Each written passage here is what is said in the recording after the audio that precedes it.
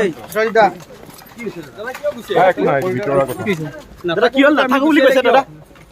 দাদা নাথাকো বুলি আপুনি ওলাই আহিছে বিশেষকে এটা ভাল চিন্তাধাৰা লৈ আপোনালোক আগবাঢ়িছিল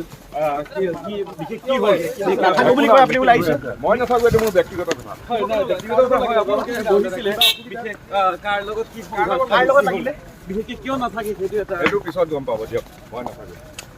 খুবেই খঙত ওলাই অহা যেন লাগিছে অখিল গগৈৰ লগত কিবা লাগিলে নেকি লাগিছে নেকি? কাৰোবাৰ লগত? কম্প্ৰমাইজ নকৰোঁ বুলি কৈছে কোনে অখিল গগৈ কৈছে যে বাৰে বাৰে ৰাম ঠগন দিয়ে কংগ্ৰেছে তেতিয়াহ'লে কংগ্ৰেছৰ লগত কাম কৰিবলৈ কেলে আহিছে তেওঁ কাজিয়াখন কাৰ লগত হ'ল দাদা কাৰ লগত মতানৈক্য কৰিছে? কাৰ লগত দাদা? তেওঁলোকে ক'ব ব'লা এনেকৈ খং খালে হ'ব জানো দাদা ইমান খং কৰিছে ইমান খং দাদা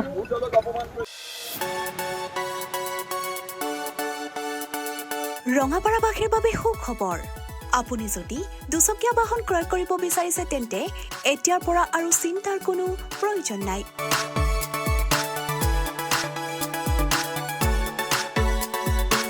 আপুনিও আহিব পাৰে DBP associate Bajaj two wheeler ডিলাৰলৈ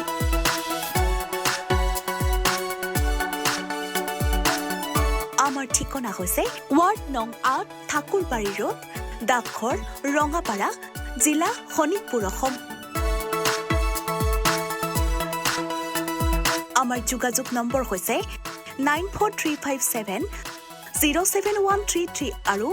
9707967285